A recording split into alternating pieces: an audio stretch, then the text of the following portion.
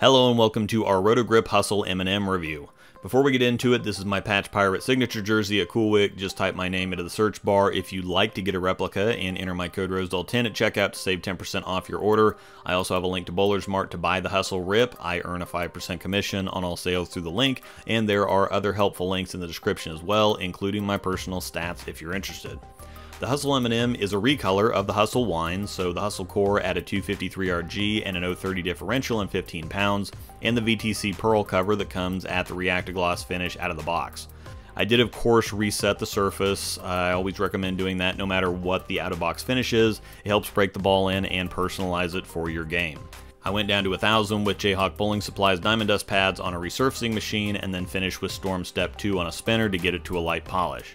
I went with 4x2 on the layout. Remember just two numbers because the drill angle / PSA to PAP number doesn't matter on a symmetric ball. It's quite strong, but I do this on lower differential and weaker core balls so that I can take advantage of being able to use the layout to make the ball more continuous without also making it too strong or too early, like can happen with stronger balls with stronger cores. Also with the 030 diff, if you don't drill it strong enough, the ball won't flare enough to get much if any oil ring separation, which means it'll roll over the same oil track all the way down the lane and create excessive carry down. This layout gives me a strong continuous rolly reaction, and as you can see, it's still pretty long and responsive due to the ball makeup. Matching up layouts with ball design to get the most beneficial reaction for you is definitely something you want to learn more about and pay a lot of attention to, but onto the review. I'm bowling on Kegel Chromium as usual. It's challenge pattern at 42 feet and 25.5 mils at just under a 7:1 ratio, so it's just above medium length and volume. It keeps me more honest than a house shot, but isn't as punishing as a sport pattern. The M&M is an interesting case of a weaker version of a ball on paper being quite a bit stronger than it quote-unquote should be. When using the same cover formula and same core, typically the solid version of a ball is the earliest, smoothest, and strongest, the Pearl is the longest, sharpest, and weakest, and the hybrid is in the middle. When considering different formulas, that can definitely be completely reversed, but in this case with the Rip and M&M being solid and Pearl versions of the same ball, the M&M is actually the earlier and stronger ball, but also somehow the sharpest.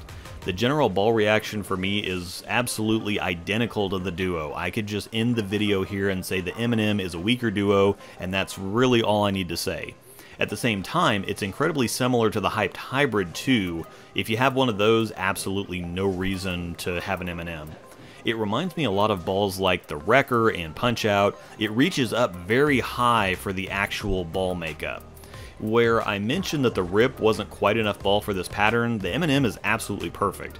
While it's a little too strong from straighter, it's right at home in the rest of the zones. I have forgiveness both right and left, and there's a lot of versatility of shape. I can get it to really turn sideways, or I can get it to blend. Typically balls that are heavier rolling like this, a bit chuggy and tumbly, it wants to slow down, etc. Typically balls like this don't fit me well at all. I appreciate them mentally, I really love what they do on the lane, but for whatever reason they just don't fit my game. This one I think has a shot though because it's on the weaker side.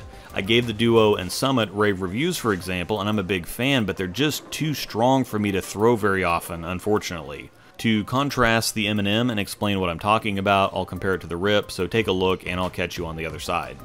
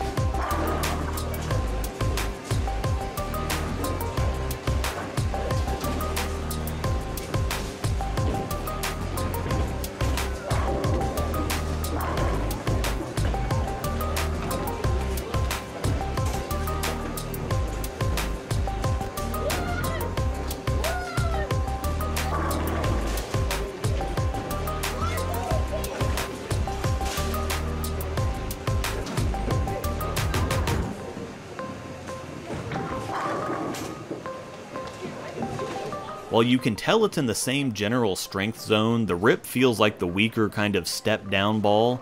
It's longer, it doesn't try to slow down at all, and while it's also quick, it's a rounder shape.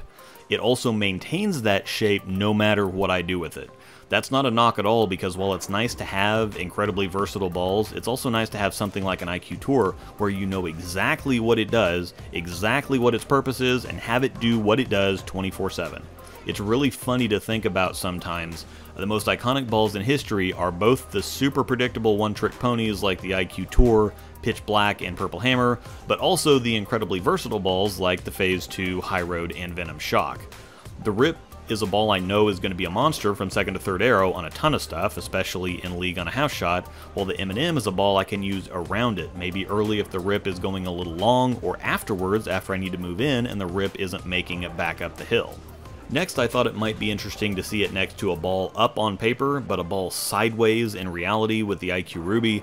Here's a few shots to get an idea.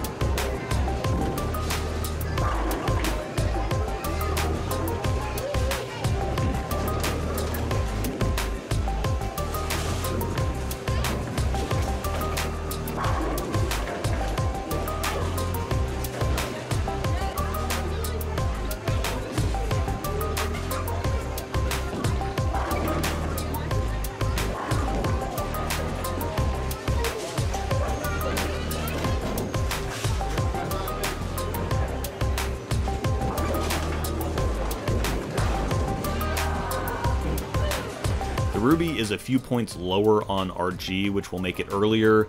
The differential is virtually identical, and while it's also a Pearl, it is a step up in cover strength. I think it's easy to see how much earlier and stronger rolling it is, but it's also decidedly smoother. Like I was mentioning with the Rip and IQ Tour, the Ruby is also a one-trick pony. If I don't have it from second to third arrow, it's going back in the bag. It's too early to play straighter with, and too slow or smooth to get any deeper. The M&M is pretty stable rolling, but the Ruby is just the absolute pinnacle of stability, control, and consistency. This is where you have to let a ball be what it is. If I just compare them from second to third arrow, the Ruby has the edge, but if I compare them deeper than that, the Ruby looks like one of the worst balls on the market. This is why it's important to watch video and ask questions before you buy a ball, and then practice with balls to figure out where they fit for you after you buy a ball, rather than just buying something that's new and shiny, and then make it do what you want it to do rather than let it be what it wants to be. Both new Hustles are available now. They're great compliments to the USA. You really have a complete collection of shapes there with little overlap, and they could realistically comprise a 3-ball league killing setup. Hashtag Staffer Hype is in full effect. Initial impressions, at least, are very favorable. Remember, my code ROSEDOLL10 will save you 10% at checkout at CoolWick. Search my name if you're interested in a Patch Pirate replica jersey, and there's a link in the description to buy the Hustle M&M at Bowler's Mart. Thanks for watching, and may the strikes be with you.